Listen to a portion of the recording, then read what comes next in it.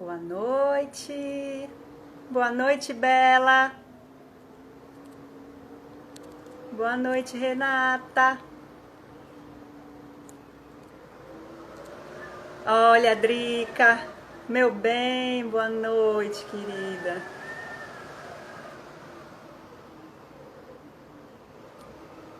Fixar comentário. Já tô cada vez mais expert aqui. Muito bem, boa noite, Daniel, boa noite. Quanta gente querida. Ian, boa noite. Enquanto o pessoal chega, eu vou tocar uma música aqui para vocês. Antes disso, quero muitos corações. Onde estão os corações? E quero aproveitar também para pedir que vocês compartilhem essa live para os amigos e amigas que vocês acham que vão se beneficiar dela.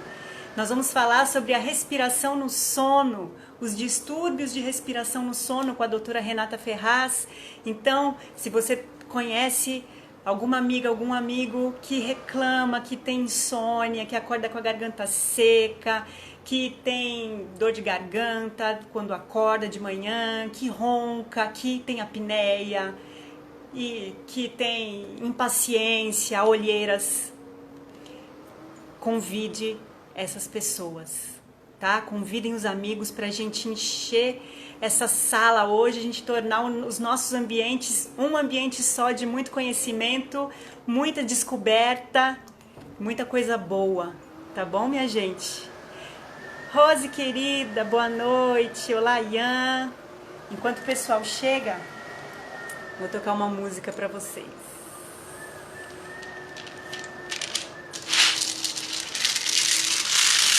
Com meu instrumento novo.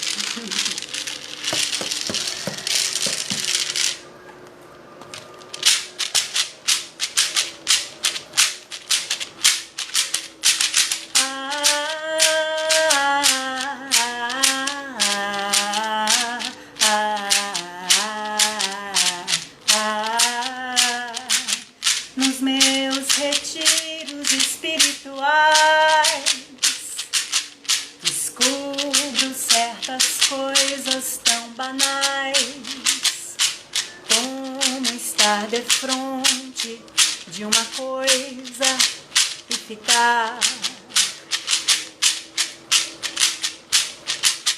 horas a fio com ela.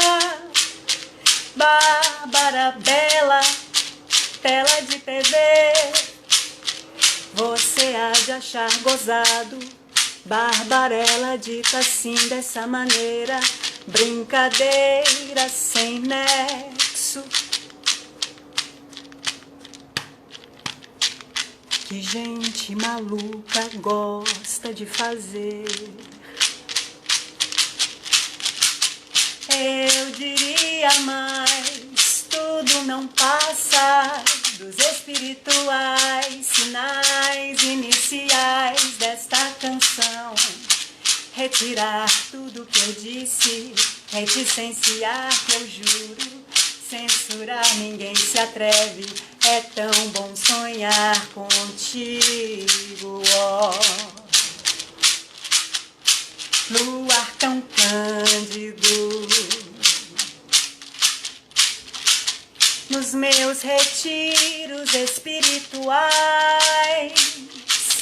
descubro certas coisas anormais, como alguns instantes vacilantes e só.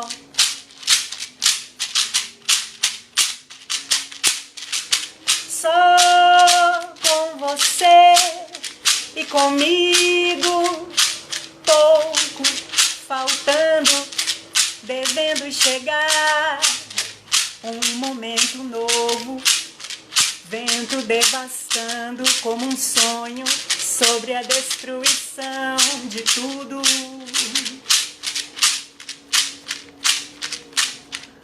Que gente maluca gosta de sonhar. Eu diria sonhar com você Jaz nos espirituais sinais iniciais desta canção.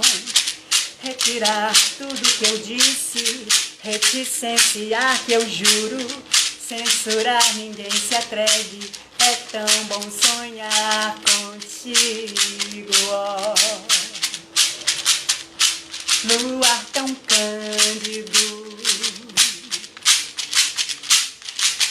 nos meus retiros espirituais descubro certas coisas tão normais, como ter problemas, ser o mesmo que não.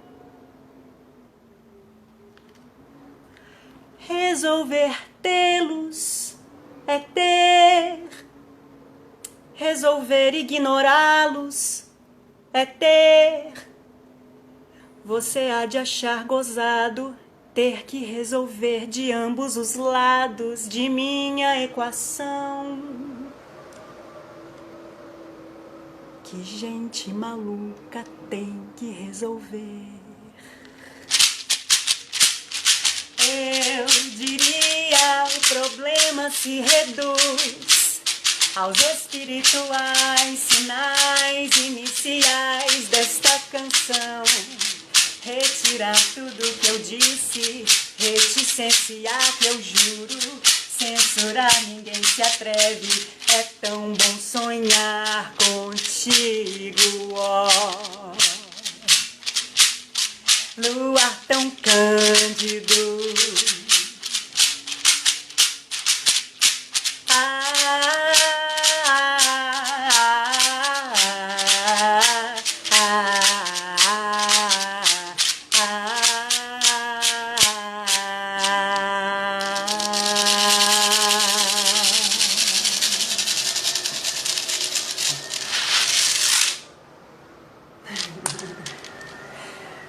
Essa música é do Gilberto Gil, se chama Retiros Espirituais e é uma música que eu ouço todos os dias para pensar sobre a vida. E eu fiz aqui com o Chequerê em homenagem à doutora Renata Ferraz, que a gente estava conversando, ela viu uma foto minha, um story meu e falou sobre o Chequerê que estava ali atrás. E ela toca também, eu acho, né? A gente vai conversar daqui a pouquinho. Então, doutora Renata Ferraz, acho que podemos conversar já, né, querida? Vamos lá? Vou te chamar, tá bom? Aqui, doutora Renata tá entrando. Agradecendo a presença de vocês. Olha, tudo bem, querida? Tudo ótimo. Nossa, você chega assim já emocionando a convidada, tocando Chequerê. Falei que pensei aqui que eu ia preparar uma surpresa. Achei que o Chequerê ia ser uma boa surpresa para você, para te receber. Tô mesmo, Obrigada tô emocionada. Ah, que lindo. Obrigada por estar com a gente. Prazer Lindas meu. chequeirosas, ó, a Drica falou, maravilhosas. Chequeirosas. Eu vou colocar o meu fone também. Tá bom. E aí nós começamos. Bom, já vou começando a introduzir você aqui, Renata. Renata é otorrino, laringologista e doutora do sono, médica do sono. Sou mesmo. Foi muito legal o modo como você veio parar aqui no Experienciar, Renata, porque na penúltima live que eu fiz aqui, com a Babi Kimura, que é professora de Pilates, Sim. O último assunto da live foi justamente esse.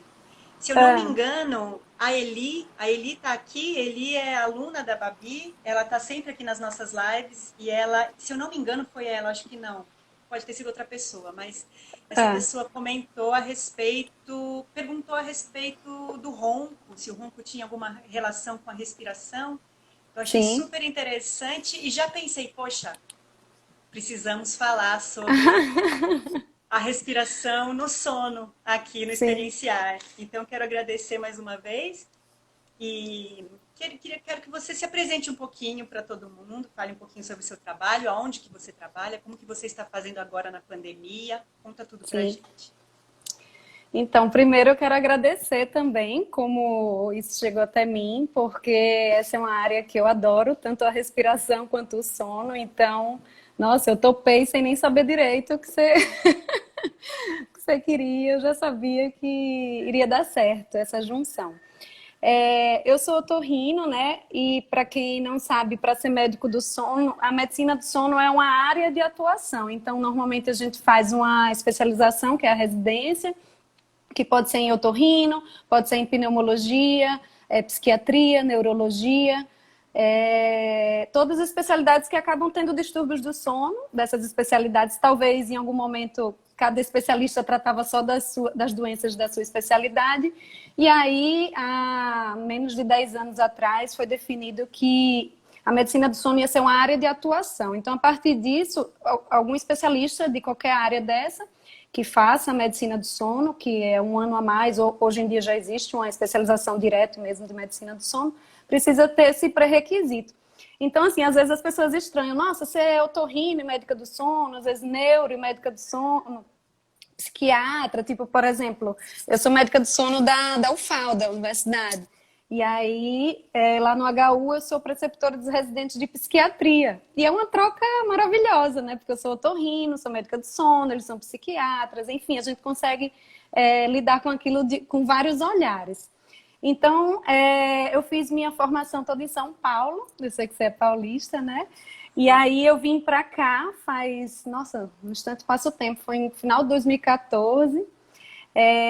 E aí eu atuava muito mais como otorrino no início, e o sono acabou surgindo, assim, algumas oportunidades, inclusive, de trabalhar no HU, me chamaram lá no concurso, e as portas foram se abrindo, e eu sou encantada pela possibilidade de vários olhares diferentes olharem para a mesma coisa. Então, por exemplo, um encontro de medicina do sono, a gente vê vários especialistas médicos, odontólogos, fono, físio. Então, assim, é uma conjuntura pensando numa coisa só. E isso até então não era tão comum para mim, na otorrino, por exemplo. Então, estou muito feliz realmente de poder trocar aqui com vocês, até porque eu também adoro a música. Então, acho que vai ser bem interessante eu falar o que eu sei e vocês despertarem essa curiosidade, o que é que eu posso ajudar. Mas a intenção é essa, é a gente trocar mesmo.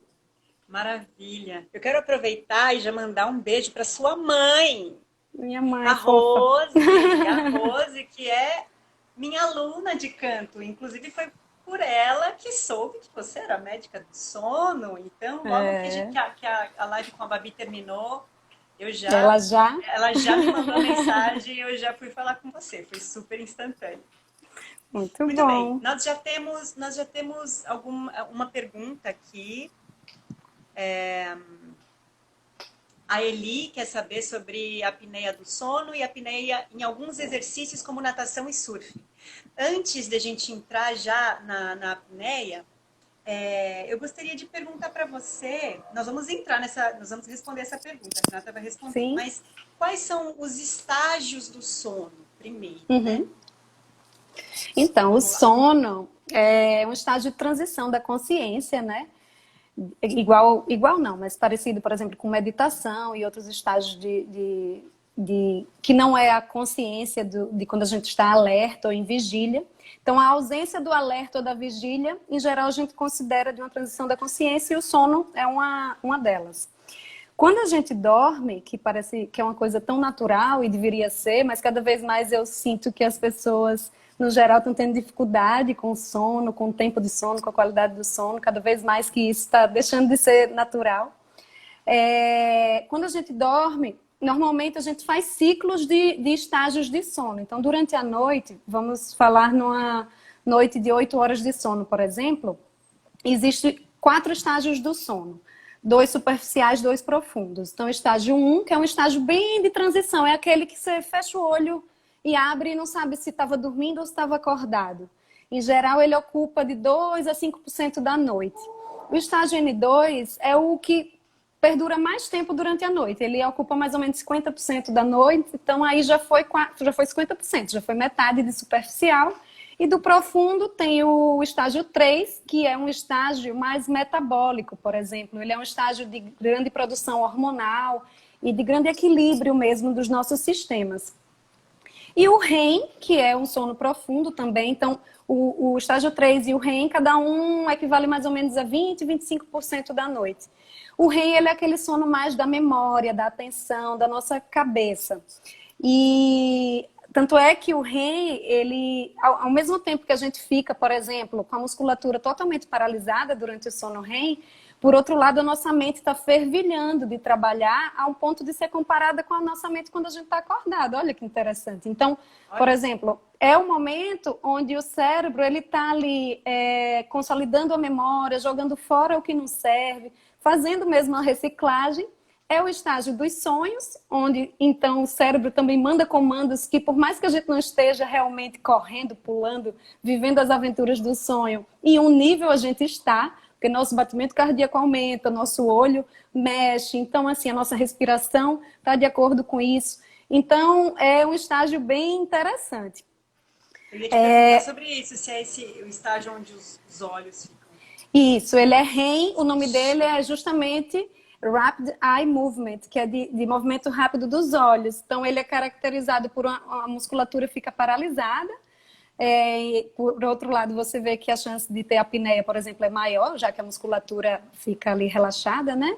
Por outro lado, a mente está bombando de pensamentos. É o estágio associado com os sonhos e com os movimentos rápidos dos olhos.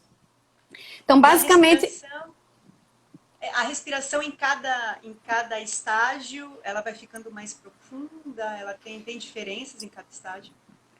Então, em cada estágio, antes de falar só da respiração, apesar de eu ter falado esses 4 estágios, ele acontece em ciclos. Então, por exemplo, você dorme, aí faz N1, N2, N3, REM, N1.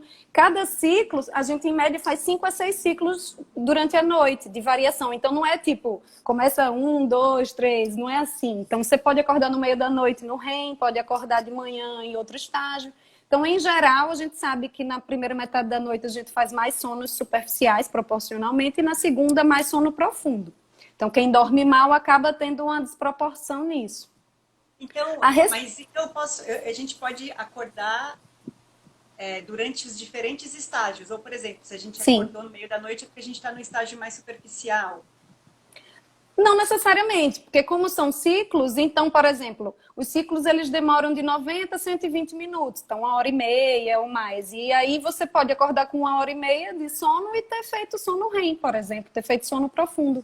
Acordar no sono profundo. E aí a gente pode falar de várias coisas, inclusive, por exemplo, do sonambulismo, de distúrbios onde você acorda, faz coisas, atua o teu sonho e talvez você estava num sono superficial ou num sono profundo.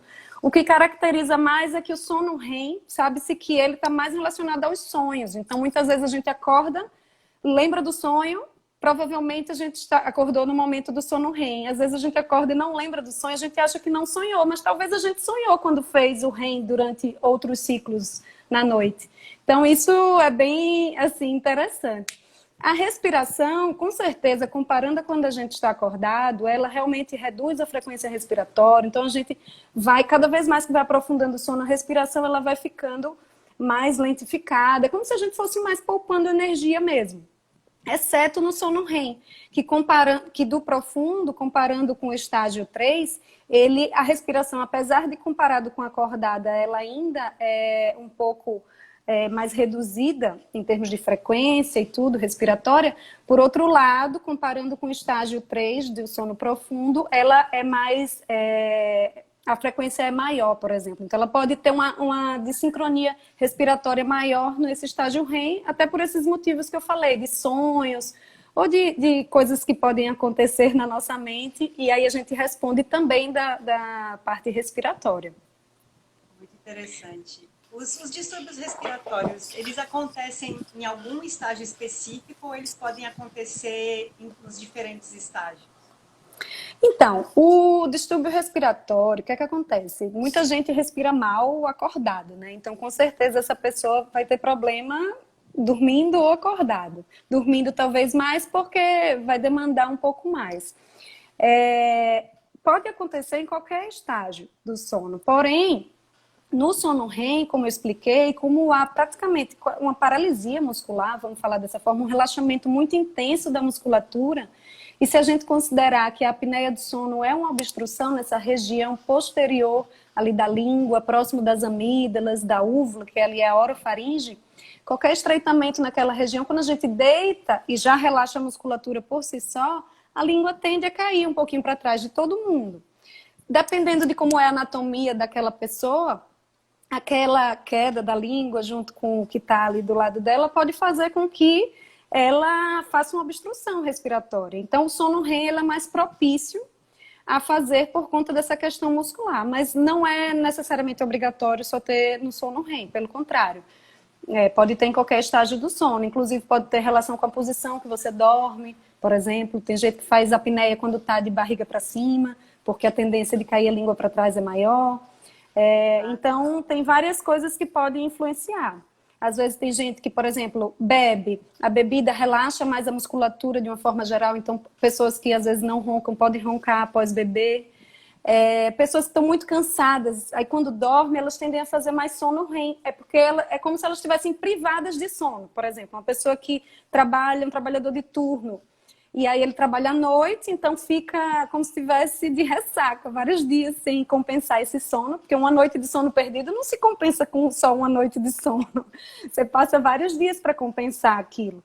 E aí nisso, às vezes a pessoa dorme e faz mais sono REM do que o que ela faria, porque ela está com débito, vamos falar assim. E aí nesse contexto, os dias que está mais cansada, a tendência também é relaxar mais a musculatura, e para quem tem uma propensão pode ter maior risco de apneia ou de ronco. Então se juntar, por exemplo, bebida com cansaço, com outros fatores, aí talvez nessa noite a pessoa possa roncar mais. E para quem já tem, é uma noite que pode dormir pior. Então quem não tem, na verdade, o costume de roncar frequentemente, nessa situação pode chegar a roncar. Pode sim. Tem outras questões também que podem influenciar, como a questão hormonal, por exemplo, na gravidez até também pode acontecer. A questão hormonal, ao mesmo tempo que na gravidez acaba tendo a maior propensão, ela também protege a gente a maior parte da vida, as mulheres, e aí quando a gente entra na menopausa, a gente acaba tendo mais chance de roncar ou de ter apneia, que em geral os homens têm mais chance que as mulheres na maior parte da vida, mas após a menopausa a gente meio que iguala a eles também. Então tem vários fatores que podem contribuir como protetores ou como fatores que podem desencadear a apneia ou ronco. Nossa, que interessante. Então a gente vai destrinchando, vamos destrinchando isso. Vamos. Quais são os principais distúrbios do sono? Além do ronco, além da apneia, quais são eles? Então, a gente fala dos distúrbios do sono relacionado em vários aspectos. Então, os distúrbios respiratórios, que a gente falou, e a apneia é o principal deles. Tem alguns distúrbios motores, por exemplo, relacionados a bruxismo do sono, ou até mesmo o síndrome das pernas inquietas, que são pessoas que fazem movimentos repetitivos e à noite, o síndrome das pernas inquietas é próximo a dormir ou quando está acordando, e alguns movimentos periódicos à noite. Tem gente que faz como se fosse um estímulo mesmo nos membros inferiores. Pode ser dos dois lados ou um lado só. Tem alguns distúrbios do sono, que são chamados parassonias, que é esse sonambulismo, ou outros distúrbios comportamentais do sono REM, que parece um pouco sonambulismo, que a pessoa acorda, faz coisas à noite, similares ao que você faz durante o dia, e depois, dependendo de que fase você estava do sono, você pode lembrar ou não. Existem as hipersonias, que são pessoas que têm, por exemplo, a narcolepsia, não sei se vocês já ouviram falar, mas é tipo aquela pessoa que dorme do nada. Então, existe esse distúrbio, que é uma pessoa que durante a noite ela não consegue dormir numa noite contínua, ela fragmenta muito o sono, porém durante o dia ela tem rebotes que a gente chama de sono REM. Então ela cai e faz sono REM e a musculatura paralisa e essa pessoa tem que esperar aquilo passar e volta. Por outro lado, a consciência dela está funcionando. Então existe, mas não é tão frequente, claro, né? Mas existe. Os distúrbios respiratórios, deixa eu ver se eu esqueci de mais algum. Distúrbios do ciclo circadiano, que são a gente tem o ciclo, né, do dia e da noite, então o ciclo em geral dura 24 horas e nós somos adaptados a ele e respondemos a essas mudanças da luz, a produção de melatonina para dormir à noite, a produção do cortisol para deixar a gente alerta durante o dia. E às vezes, por exemplo, quando a gente tende a envelhecer, a tendência, na maioria dos idosos, é dormir mais cedo, acordar mais cedo. Adolescentes que acabam dormindo mais tarde, acordando mais tarde. As pessoas que não têm estímulo de luz, os cegos, por exemplo, então eles perdem um pouco essa sincronização da luz, então também pode fazer uma desincronização do sono. Enfim, existe também transtornos desse ciclo e, por último, os transtornos que causam insônia, né? Que a insônia ela é uma queixa bem frequente, inclusive de todos que a gente está falando, ele é o mais prevalente, mas nem todos esses pacientes que têm dificuldade para dormir, eles vão para o médico do sono, porque às vezes eles já passaram com um clínico, com um geriatra, com um psiquiatra, com um neurologista, e às vezes já faz algum tratamento específico. Então, quem acaba chegando mais para a gente, pensando na medicina do sono, é a questão do ronco. Mas a insônia, cada vez mais, está dominando as pessoas. E, assim, a própria apneia do sono pode dar a sensação de insônia também. Porque a pessoa pode acordar várias vezes à noite por conta das apneias e ficar com a sensação de que não consegue dormir. E isso pode vir como queixa de insônia. E é bom entender um pouquinho melhor que insônia é essa, né? Então, se a gente for... os distúrbios respiratórios pontuais são o ronco, tem a ver com a respiração, não tem? É uma coisa mais muscular? Então, tem alguns distúrbios respiratórios, o principal deles é realmente a apneia do sono. O ronco, ele é uma queixa dentro da apneia, que é o mais frequente. Então, nem todo mundo que ronca... É o principal, né? A apneia obstrutiva do sono. Isso. Existem outros distúrbios respiratórios menos frequentes, mas a apneia ela é o mais prevalente. Para você ter noção, por exemplo, um estudo representativo de São Paulo mostrou que 32%, se eu não me engano, da população de São Paulo tem apneia do sono. Então, é 1/3 da população. Muitas pessoas não sabem, não ligam, ou às vezes acham que ronca, mas que não tem nada. Mas realmente é algo que é importante e pode trazer bastante consequência para as pessoas. Então, assim, eu acho que a apneia é o cargo-chefe mesmo do distúrbio respiratório. E dentro da apneia, o ronco ele entra como um dos principais sintomas e também pode ter essa fragmentação do sono, que é acordar muitas vezes à noite, aumento da diurese à noite, então a pessoa acorda e faz mais xixi à noite, sonolência durante o dia, então a pessoa acaba cochilando muito, porque está cansado, né? Passou a noite toda tentando, entre respirar e dormir, brigando. Sensação de fadiga quando acorda, dor de cabeça... basicamente isso, a sensação de insônia pode ter também. Então, assim, tem vários graus, mas num grau mais elevado que a pessoa tem muito sono durante o dia, por exemplo, essa pessoa pode cochilar no trânsito, pode cochilar numa situação que ela está tão privada de sono, que foi aquilo que eu falei do débito, que ela entra às vezes num sono REM e dá uma piscada no trânsito que quando vê, aconteceu um acidente, uma coisa assim. Então, é bem sério. E como que se inicia, então, a apneia? Então, a apneia é o seguinte, a pessoa vai dormir, né? E aí, quando ela deita, vamos dizer que deita de barriga para cima, a musculatura vai relaxar, você vai lá respirando, você não tem percepção daqui. E aí, a língua tende a relaxar e cair um pouquinho para trás e obstruir essa região que eu falei, que é da orofaringe, que é próximo das amígdalas, e a região ali posterior da língua. Cada um tem uma anatomia, então assim, quanto mais peso a pessoa tem, talvez a gordura nessa região pode ser um fator que imprensa um pouco as estruturas. O queixo um pouquinho para trás também é um fator que pode contribuir negativamente. Uma obstrução nasal, uma língua muito grande, amígdalas muito grandes. Então tem vários fatores que a gente analisa para ver se são fatores de risco ou não. A partir disso, quando há esse relaxamento dentro do sono, que a pessoa não tem essa consciência, que ela está aprofundando o sono mais, né? Cada vez que aprofunda mais, que relaxa mais. E aí, acaba obstruindo essa região, que é uma região de estreitamento para descer o ar. Quando faz essa obstrução, quando faz a vibração dessa região, quando o ar passa, isso se chama de ronco. Então, o ronco é a vibração através da passagem do ar aí. Quando, além da vibração do ar, há obstrução mesmo, que aí obstrui a passagem do ar, seja parcialmente ou totalmente, isso se chama de apneia. A apneia é quando há uma obstrução total, então mais de 90% do fluxo não consegue passar, e aí isso tem que durar no mínimo 10 segundos. Pode durar 30, 40, às vezes a pessoa nem sabe. E hipopneia é quando há uma redução parcial. Então cai o fluxo uns 30%, mas pode cair junto o oxigênio depois, ou pode a pessoa fazer um despertar. Por quê? Porque quando a pessoa faz obstrução, aí o cérebro começa a identificar, nossa, não está vendo oxigênio para mim, vamos acordar essa pessoa.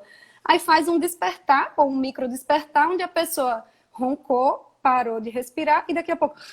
Aí dá aquela, como se fosse uma acordada. E aí depois vai voltando de novo a dormir. E aí quando aprofunda, para de respirar, volta. Então você está a todo momento superficializando o sono para tentar respirar.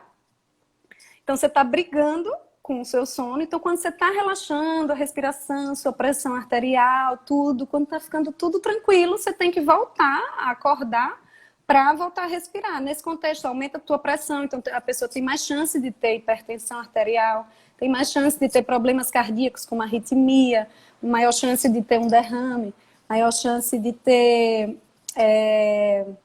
um infarto. Tudo isso porque você está estressando o teu organismo a noite inteira. E aí a gente, quando tem a suspeita da apneia, a gente pede um exame chamado polissonografia, que é um exame que a gente estuda o sono dessa pessoa durante uma noite. Nesse estudo, a gente quantifica as apneias. E aí, a partir de 5 apneias por hora, até 5 é normal, de 5 a 15, a gente considera um quadro leve, 15 a 30. Moderada, acima de 30, severa. Quando eu falo 30, 30 por hora. Então, às vezes, chega gente com 60 eventos por hora, eu digo, você está fazendo um evento por minuto, tá entendendo? E um evento dura no mínimo 10 segundos. Então, assim, você não dorme. Não dorme, não tem como. Mesmo que você ache que você dorme. Então, assim... É bem interessante e eu gosto de mostrar isso para as pessoas porque a pessoa não tem noção, né? Eu digo, olha, sabe quantos eventos? É isso, explico tal. A pessoa, não, agora eu vi. Quais as opções que eu tenho de tratamento, né? Nossa, então, é mais ou menos isso. Eu não imaginava que pudessem acontecer tantos eventos assim em uma hora. Que coisa. Eu ia perguntar justamente isso, assim, se existem óbitos por conta da apneia em si, ou se é o caso, né, os casos de óbitos vêm dos efeitos colaterais da apneia. Relacionados, né? Pode ter, Ana, não é frequente, mas existe sim aumento de casos de morte súbita, né, por apneia, mas não é tão frequente, porque graças a Deus, nosso cérebro em geral, ele funciona bem acordando a pessoa, então isso é um mecanismo que funciona para você viver. Por outro lado, você tem esses efeitos que a gente falou, mas que às vezes, quando a pessoa, vamos dizer, a pessoa teve apneia, muito tempo de vida, e aí teve um AVC, um derrame. E aí vai cuidar com o neurologista e tudo, e aí dentre algumas coisas que o neurologista investigou, descobriu que tem apneia. Então, assim, não quer dizer que foi a apneia sozinha que causou isso, mas pode ter contribuído bastante. E aí, às vezes, a pessoa só vai investigar ou descobrir quando já descobriu uma outra coisa, quando às vezes já está tomando uma medicação para arritmia. É muito comum vir paciente do cardiologista.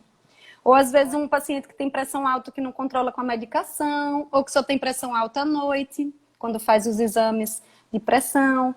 Então, assim, a maior parte das vezes a mortalidade, vamos falar assim, está mais relacionada com as consequências e às vezes talvez nem estaria associada com a apneia, não vai ser tão relacionada com a apneia. Mas existe sim casos de morte súbita por apneia, dependendo do quadro. Se for uma apneia mais grave, um paciente mais obeso, enfim, tem medicações que podem causar mais relaxamento de musculatura, que eu até falo, por exemplo, medicação para insônia. Às vezes as pessoas acham que é tranquilo, mas tem algumas medicações para insônia que causam maior relaxamento. Então, para quem tem apneia, pode piorar. Então, tem que pesar tudo, né? Às vezes aí isso, com bebida, com um dia mais cansado, entendeu? Então, são coisas que a gente precisa saber para entender melhor. Não vai se restringir de tudo, mas precisa ter uma noção, né? Ou então procurar alguém ou procurar ajuda, caso isso esteja atrapalhando a qualidade de vida. Nossa, minhas queridas, meus queridos, se vocês têm esses sintomas, por favor, se cuidem, pelo amor de Deus. Nossa, procurem a Renata, procurem os doutores, os médicos do sono da cidade de vocês, que não está aqui em Maceió, mas Verdade. procurem, porque realmente eu não imaginava que tantos efeitos colaterais pudessem estar relacionados à apneia, e é uma coisa que a gente não tem noção, Não porque a gente está pensa. dormindo, né? É, com Não, certeza. e, né? Assim, tudo Uhum. bem, quem mora com uma outra pessoa, né, o companheiro, a É, companheira, às vezes pode alertar, mas, por exemplo, os idosos, algumas pessoas que moram sozinhas, que não é, têm noção, né, que tem esse problema de apneia, não tem é noção, ou verdade. até tem, mas não tem certeza, precisam Procurar investigar ajuda, realmente, né? com Muito certeza. interessante. Mas tem Então, tratamento, graças a Deus, viu, gente? Tem jeito. sim, é muito importante. Se vocês têm perguntas, esse é o momento. Mandem suas perguntas aqui para a doutora. Vamos responder as perguntas. Deixa eu dar uma outra olhadinha aqui. A Eli fez a pergunta. Deixa eu procurar aqui, peraí. Aqui. Sim, ela diz: me interessa saber sobre a apneia no sono e apneia em alguns exercícios como natação e surf. Uhum. Sim, é porque a apneia no sono é uma coisa involuntária, né? Involuntário, é.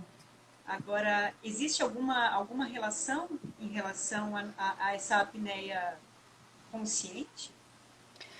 Não, a função acaba sendo a mesma, mas os mecanismos são bem diferentes. Então, a apneia que ela está falando é um treino, né? A pessoa vai desenvolvendo isso e vai até melhorando nisso, essa capacidade respiratória para aguentar as apneias e o tempo de apneia. Mas são mecanismos diferentes. Nesse caso, você está treinando de uma outra forma para aumentar a sua capacidade respiratória. O que eu gosto de frisar muito é a própria consciência respiratória, já que estamos aqui no experienciar. É muito comum, como otorrino também, eu pegar muita gente que não tem consciência da sua própria respiração, às vezes respira muito mal e não sabe ou não percebe, ou às vezes respira bem e acha que tem algum problema. Então, assim, essa consciência respiratória ajuda muito. Porque a partir disso você começa a se ver melhor. Então, por exemplo, eu já tive um paciente que eu achei muito engraçado. Ele chegou para mim e falou: doutora, eu tenho uma apneia. Eu fiz: ah, é? Do sono? Ele fez: não, quando eu tô acordado. Eu fiz: como assim? Aí ele fez: nossa, às vezes eu tô aqui e quando eu percebo eu tô sem respirar. Aí eu fiz: mas quando você tá mais tenso, mais nervoso, mais ansioso? É. Então, assim, e olha que eu me identifiquei com ele, graças a Deus eu já melhorei, mas assim, eu já me peguei em vários momentos de vida presa, assim, sem respirar naquele momento. Então, essa consciência ajuda bastante, porque a gente acaba estressando o nosso organismo durante o dia, né? Então, assim, se Nossa, você faz isso, sim, sim, continue, se continue. você faz isso durante o dia, e se você já tem um fator que faz por você à noite, então, assim, tua qualidade de vida fica realmente muito ruim, E esse relato é um relato comum, assim. né? Eu fiz uma enquete aqui há umas semanas atrás, perguntando em quais momentos do dia você se lembra de respirar e quais momentos do dia você esquece. Esquece. Isso é muito comum. Aí as pessoas dizem, as pessoas me responderam, né? Em momentos em que eu estou muito concentrado, em momentos em que eu estou assim, focando a minha atenção numa coisa só, eu paro de respirar. Que coisa engraçada, né? Então, realmente, inclusive essa foi esse foi um dos motivos pelos quais eu iniciei o Experienciar. Assim. Eu tive Eu essa imagino. iniciativa ano passado, da minha experiência na música, no teatro, na atividade Sim, física também, essa importância e tudo que é ligado pela respiração, além da nossa própria vida em sim, si. sim. Então, essa consciência respiratória é muito importante, muito importante. Então, você, Demais. agora como otorrino, Renata, o que você pode dizer assim, para as pessoas, para todos nós que estamos aqui vendo você, em relação ao enfoque respiratório como otorrino? O que você Sim, pode sim. dizer? Então, como você até falou, e eu acho muito interessante essa questão da consciência respiratória, porque muitas vezes a gente só vai tomar consciência ou quando tem um problema de verdade que está sentindo, ou quando vai se adaptar a algo novo. Por exemplo, alguém que não canta vai aprender a cantar, ou vai aprender a fazer alguma coisa, e às vezes naquele momento parece que a respiração está até meio que atrapalhando, você não consegue conciliar tudo, né? E aí, a consciência respiratória no dia a dia, que isso eu acho que traria muita calma, muita clareza para muitas mentes, não só na questão da respiração em si, mas na questão da calma, da tranquilidade, né? A gente faz muitas coisas no automático, inclusive respirar, ou parar de respirar, como a gente acabou de comentar. Então, assim, eu acho que essa consciência é algo bem, bem importante mesmo. Tanto é que as meditações e qualquer processo de relaxamento envolve respiração. Uma coisa que eu acho bem interessante é que, assim, o nosso nariz ele é a porta de entrada para a respiração. Então, o ar ele entra pelo nariz, o nariz tem toda uma função de filtro, de limpeza daquele ar, de aquecimento. Ele é cheio de reentrâncias e saliências por onde o ar passa, faz troca com aquele sangue. Inclusive os seios da face para o ar passar para o lugar certo, passar pela orofaringe, que é o lugar que na apneia a gente acaba fazendo mais obstrução, para descer para a laringe e fazer a troca lá no pulmão. Se você tem uma obstrução nasal ou qualquer fator que impeça você de respirar, então isso já é um problema, mas muita gente se adapta a isso. Então, por exemplo, uma pessoa que tem um desvio de septo enorme. Às vezes essa pessoa sempre respirou mal e para ela respirar mal é o habitual, é o normal. E aí, às vezes eu examino o nariz, você respira bem, respira. Sério? Não tem espaço aqui. Enfim, aí às vezes eu faço uns testes no consultório, aí a pessoa é mesmo, né? Esse lado é mais tampado. Aí eu fique mais atento a isso. Depois, quando você voltar, a gente vê. E enfim, vamos lá descobrindo o nariz.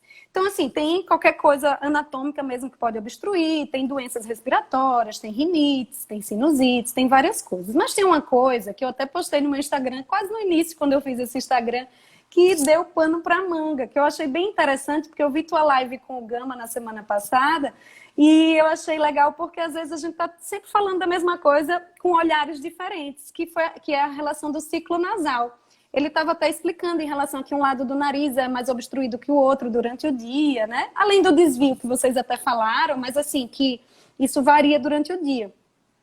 E isso tem nome, isso se chama ciclo nasal, assim, da parte, vamos falar, de otorrino, onde a gente tende a respirar mais por um lado durante o dia, isso troca em média de cada 4, 6 horas durante o dia. Então tem um lado do nariz que está mais congestionado, ele faz mais edema, e o outro lado está mais aberto. E aí isso vai trocando durante o dia. Isso é natural, acontece com todo mundo. E às vezes muita gente chega no consultório com essa queixa, que é algo natural. E aquele que às vezes tem uma obstrução real, não percebe, acha que está tudo bem. Então, assim, esse ciclo nasal, muita gente deu pano para manga porque chegava para mim, nossa, eu achava que eu tinha um problema e agora eu vi que é natural, é normal. Então, isso sim é normal. O que não é normal é um lado sempre está obstruído, ou não haver realmente essa variação, então aí realmente tem algo que não tá legal.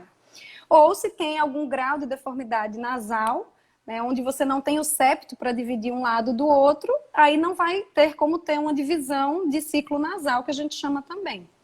Então, assim, o ar passando pelo nariz seria o mais funcional, mas vamos dizer que a pessoa não consiga respirar pelo nariz. Então, a boca, ela substitui tranquilo. Por outro lado, a boca ela não foi feita, né, para o ar entrar por lá. Então, a pessoa às vezes sente mais dor de garganta, ressecamento, incômodo. Então, é muito comum, às vezes, pessoas com obstrução nasal, por exemplo, um desvio de septo grande, respira mal, respira muito pela boca, principalmente dormindo, e aí tem muita amidalite. Porque acaba que fica uma porta de entrada ali, né, para bactérias, enfim, que a filtragem melhor seria feita pelo nariz. E a partir daí tem a questão da laringe também, né, que alguns problemas de laringe também poderiam dificultar a respiração, alguma obstrução nessa região. E basicamente, como otorrino, são essas as queixas, mas para ser bem específica, a maior queixa mesmo é de obstrução nasal. Assim, de todas essas possibilidades que eu falei. Óbvio que na criança acaba sendo o ronco também, pode acontecer por conta das amígdalas grandes, adenoide grande, que também acho legal falar que a adenoide é algo mais relacionado à criança e ao adolescente. Assim, o adulto, em geral, a sua adenoide já regrediu. Porque às vezes muita gente acha que ainda tem adenoide. Sim. Pode Carne acontecer do adulto. esponjosa, né? Carne esponjosa é um termo Não. interessante porque ele é usado tanto para, a gente usa muito em São Paulo esse termo, tanto para corneto, que é quando você olha o nariz, é aquelas bolinhas, então chama de carne esponjosa, como também chama adenoide, às vezes, de carne esponjosa. Aí é bom entender qual carne esponjosa que está falando, mas em geral a adenoide ela está mais relacionada às crianças. A hipertrofia de adenoide e amígdala.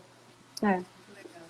Ah, então, é comum também as crianças terem esses distúrbios de sono. Pode acontecer. Longos. As crianças podem ter apneia? Não. Pode. Uhum. Podem também ter apneia? Pode. Olha O só. mecanismo é um pouco diferente, apesar de ser parecido no geral, mas como eu falei em relação ao tempo da apneia do adulto, né, que é 10 segundos no mínimo, para a criança a gente conta isso como um ciclo de respiração, porque a criança em geral tem uma frequência respiratória um pouquinho maior do que a gente. E na criança, a partir de um evento por hora, a gente já considera como apneia mesmo.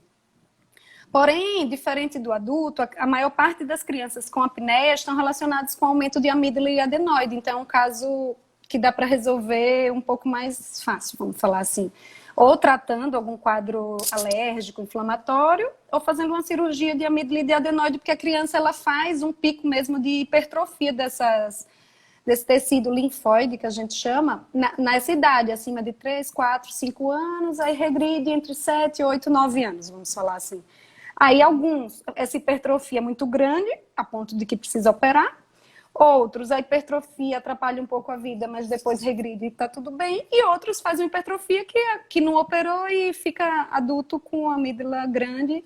Em alguns casos, a maioria dos casos, a adenoide regride e outros, às vezes, ficam adulto com adenoide ainda. Não é tão comum. Olha só. Mas pode ter, sim, apneia. Na infância, por exemplo, ela prejudica o crescimento. É aquela criança que tem dificuldade de se alimentar, pode ter um déficit de atenção, porque não respira bem, então fica uma criança mais impaciente, mais mal-humorada, com dificuldade de aprendizado. São outras queixas, além do ronco. Olha só. Estou vendo umas outras perguntas. Deixa eu ver aqui. A Drica. Drica, querida. Como melhorar a secura da garganta na dormida? Eu tenho acordado com a garganta seca durante a noite e ao acordar pela manhã. A Adri mudou aí, né, de ares. É. Aí isso mexe com a gente mesmo e assim, com certeza, um local com menos umidade, a gente sente um pouco mais, quem é mais sensível acaba sentindo mais ainda. Então, assim, para locais mais secos, fora de pandemia, muita gente usa umidificadores, né, no quarto, ou às vezes deixa um recipiente com água para tentar umidificar mais o local. Beber bastante água durante o dia e ver se não tem nada de obstrução nasal, porque pode fazer com que a pessoa respire mais pela boca e aí também sinta a garganta seca. Lembrando também de ar-condicionado, que em geral resseca um pouquinho mais o ambiente e algumas pessoas são mais sensíveis e também tem essa queixa. Olha só. Ar-condicionado. Muitas objeções. Eu como cantora. Imagina! Olha só. A Eli pergunta, tem posição correta para dormir bem? O Everton pergunta, estresse influencia na apneia? O estresse, ele pode influenciar, na verdade, ele influencia mais na insônia do que na apneia. Dependendo do grau de cansaço que o estresse te causa durante o dia, ele pode aumentar o grau de relaxamento à noite. Mas diretamente, não. A apneia que aumenta o estresse metabólico. Isso acaba que sim. E aí você acaba ficando estressado talvez pela apneia, porque quem não dorme bem, meu Deus do céu, acaba ficando estressado. Então acaba sendo mais um pouco o inverso. A outra pergunta foi o que mesmo? Qual seria a Da melhor posição.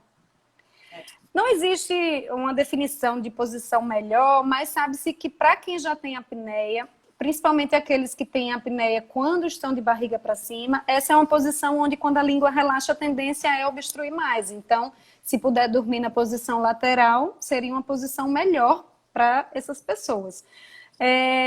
Mas, por outro lado, para a população geral não teria uma contraindicação. E aí é mais uma questão posicional também em termos anatômicos, assim. Mas de respiração é mais ficar atento para quem tem apneia ou ronco. Evitar a posição de barriga para cima, que em geral piora um pouquinho a queixa. Maravilhoso. Bem.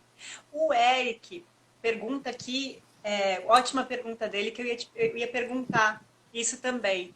Ele diz, boa noite, faço uso do CPAP há 10 meses, mas raramente consigo dormir uma noite inteira, mesmo tomando um remédio, Zolpidem, indicado pelo neurologista. Eu ia pedir para você falar sobre o CPAP. Certo. O CPAP, ele é um aparelhinho, existem alguns tratamentos para apneia, tem que avaliar cada caso, não é pelo grau de apneia, mas sim por toda uma análise, não só pelo grau, mas pela análise, o exame físico e vários fatores, que envolve melhora da alimentação e perda de peso, melhora bastante a apneia em muitos casos. Pode ser caso cirúrgico, não é a maioria dos casos, mas pode ser alguém que tem uma amígdala muito grande, uma abertura de boca boa, a gente tirando essas amígdalas, a tendência é ganhar espaço. Não é a maioria das pessoas. Existe o aparelho intraoral, que é uma plaquinha feita por um odonto, que acaba puxando um pouquinho o queixo da pessoa para frente, com certeza ganha espaço lá na região posterior da língua, mas é mais para alguns casos específicos de apneia mais leve a moderada, ou alguns de apneias mais graves que não se adaptam ao CPAP. E o CPAP, que apesar de parecer algo que não é tão confortável, para a maioria dos pacientes com apneia grave, ele é maravilhoso, assim, muda vidas mesmo. Até eu, antes de fazer medicina de sono, não acreditava tanto nele, até lidar com pacientes nesse nível. Então, ele é um aparelho conectado na energia, onde a gente tem que descobrir qual é a pressão. Ele pega o ar do ambiente, o aparelho pega o ar do ambiente e joga por uma máscara no seu nariz, ou nariz e boca, a maior parte das vezes no nariz. Ele pega esse ar e joga numa pressão suficiente para não deixar obstruir aqui atrás. Então, para uns precisa ser uma pressão menor, outros maior. Quem tem o nariz mais obstruído, talvez precise de uma pressão maior, por exemplo. E aí, durante a noite, existem alguns aparelhos que a pressão é fixa, você bota aquela pressão, ele passa a noite inteira com ela, e outros que ele é automático, onde ele vai de acordo com a necessidade do paciente. Então, assim, o CPAP ele estabiliza a respiração dos pacientes. Quanto mais grave a apneia, o paciente sente mais benefício, que é aquele paciente que não dorme bem, que no outro dia está cansado, está mal-humorado, e, enfim, já cochilou no trânsito. Esse paciente ele precisa de CPAP para ontem, assim. Mas pacientes que têm apneias mais leves, às vezes podem ter mais queixas, reclamar mais do CPAP do que ter o benefício. Aí a gente opta por alguma outra intervenção dessa que eu falei. Então, na verdade, precisa analisar mesmo o caso, porque às vezes a pessoa sente um ressecamento um pouco maior na garganta, ou tem alguma queixa relacionada ao CPAP, e a gente pode ir administrando para ver, porque cada situação é uma situação. E o Zolpidem que ele usa é um indutor do sono, que não causa relaxamento muscular, que para algumas pessoas que têm dificuldade de iniciar o sono com CPAP, pode ajudar por um período. Muito interessante. Nós estamos com Acabando. 7 minutos para terminar. Nossa, já está tão maravilhoso, gente. Tão delicioso. Deixa eu ver aqui os comentários do pessoal, se temos mais perguntas. A Josiane, diz, eu acordo várias vezes durante a noite, fiz o exame, né, no hospital, quando ela dorme. Tenho apneia também e ronco horrores, é horrível, oh meu Deus. A Eli diz, minha filha roncava muito e depois que retirou as amígdalas, melhorou muito. Melhora mesmo. Vamos ver aqui. Eu tenho uma curiosidade para falar, Ana. Diga. Que às vezes as pessoas não percebem muito, mas em geral, quando a gente deita de lado, aquele lado que a gente deita, o nariz obstrui naturalmente. Então, por exemplo, as secreções, dorme desse lado, as secreções, porque os seios da face estão tudo comunicado com o nariz, com a garganta, com o ouvido. As secreções naturais mesmo, por gravidade, ficam mais desse lado e faz mais edema, congestão, por gravidade desse lado que você está deitado. Isso a gente nem sente. Quem respira bem ou quem tem um nariz bom, não faz diferença. Mas para quem tem desvio de septo, é interessante, porque para quem tem, por exemplo, um desvio para esse lado, se você deita para o mesmo lado do desvio, ok, o outro destampa. Mas se você deita para o lado contrário, aí tampa esse pela gravidade e esse está tampado pelo desvio. Então eu acho algo interessante de falar que às vezes a pessoa não percebe. Ou às vezes percebe que quando deita de um lado fica sem conseguir respirar direito, ou quando deita do outro melhora. Talvez possa ter essa interferência. Então eu acho isso uma curiosidade legal de ser compartilhado.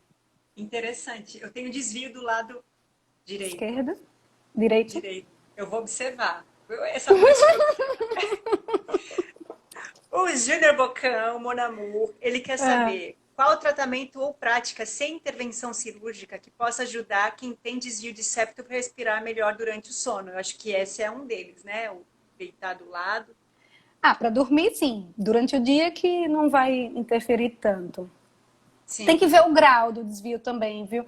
Não sei o dele exatamente, mas assim, nem todo desvio de septo é cirúrgico. O septo é difícil você encontrar um septo 100% reto. Mas todo Eu ia septo tem um perguntar isso desviozinho. também. Não, o septo ele é uma junção de ossos com cartilagem, então tem vários. Aí um com o outro, aquela junçãozinha fica meio tortinho, mas uns são muito grandes e outros são pequenos e não precisa de cirurgia, se não atrapalhar a vida da pessoa, é tranquilo. Muito bem. Aí eu tô vendo aqui mais. Gente, muito obrigada pelos comentários de vocês, por estarem aqui. Muito obrigada. A Mirella, olha, nós temos 4 minutos. Vamos respondendo enquanto isso. Ah, Renata, enquanto isso, como que você está atendendo? Aonde que você atende? Aqui em Maceió, tá, gente? Se você faz algum atendimento fora daqui, diga tudo sobre o seu trabalho, para as pessoas conhecerem. Então, eu faço consultório, eu atendo lá no Day Square. Esse momento de pandemia foi meio louco, mas agora eu já voltei, estou atendendo devagarzinho, um paciente ou outro, alguns que não podem ir, eu estou tentando fazer alguma teleconsulta, mas para otorrino é bem complicado, dependendo do caso. Dá para a gente ajudar, mas em termos de exame físico, principalmente queixa de ouvido, é mais complicado a gente atender à distância. Mas eu atendo sim no consultório. E fora do consultório mesmo, eu faço também a medicina de sono para pacientes de SUS lá no Hospital Universitário. Então, a polissonografia pelo SUS é feito lá. E, enfim, eu laudo os exames, eu faço ambulatório, também algo para quem precisar. Estou nesses 2 locais, mas atualmente eu estou só no consultório mesmo. Sim, eu quero mandar um beijo para Gabriela Sóstines, fono, a minha fono, quero mandar um beijo para ela e dizer que ela vai fazer aqui, nós vamos fazer uma entrevista uma live com ela, uma live com ela. Que um legal. Beijo, Gabi, obrigada pela sua presença. Alicia, ela perguntou justamente isso, como que estão sendo feitos os exames de polissonografia durante a pandemia, se tá acontecendo, não tá, né? Assim, eu até o último momento que eu soube está bem restrito, porque tem muito contato com a via aérea, mas eu não sei se algum lugar já voltou a fazer, mas está bem restrito nesse momento. Existem algumas polissonografias mais simplificadas, não é a mesma coisa que a completa, mas são opções de um aparelhinho que você dorme em casa com ele, volta, não vai medir tudo, mas para pacientes mais moderados a graves, a gente pode tentar antecipar aí a vida para começar o tratamento. Uma qualidade melhor, né? Com certeza. O Daniel Lima, cantor lírico, meu amigo maravilhoso, faz uma pergunta para nós cantores. Para quem canta, é recomendado fazer a cirurgia? Já ouvi dizer que a voz muda. Cirurgia de nariz, né? Eu tinha desvio de septo grandão, eu ainda tenho um pouco, mas eu fiz. Em São Paulo foi? Fiz em São Paulo. E realmente a minha voz mudou, mas mudou para melhor, viu, Daniel? Era isso que eu ia falar. Pode, diga. Não, era isso que eu ia falar. Assim, a voz em si não vai ser mudada, mas como a voz ela tem a questão da ressonância, né? Não é só a produção pela prega vocal, tem toda a ressonância, então tudo na parte respiratória pode interferir. Então é muito comum, até crianças mesmo, quando a gente tira a adenoide e a amígdala, fica com a voz como no caso da criança, um pouquinho mais fina. E aí, na verdade, talvez aquela é a voz da pessoa, mas a pessoa está acostumada com a voz, com todo o grau de obstrução e com a ressonância distorcida, vamos falar assim. Em geral, muda para melhor. Muito bom, é isso aí. Minha gente, eu tô muito assim, orgulhosa porque eu tô conseguindo nessa live administrar o tempo. Nós temos 30 segundos eu restantes. Vi na última. Muito queremos agradecer. Muito obrigada, Renata. Quero Eu que agradeço. muitos corações para quem curtiu essa live. Muito obrigada. Fiquem ligados que segunda-feira que vem tem mais uma live maravilhosa do Experienciar. Se liguem. Vai ser com a minha mestra de canto, Silvia Maria. Ela vai falar sobre toda a carreira dela. A gente vai falar sobre a respiração no canto. Oh, Então, delícia. fiquem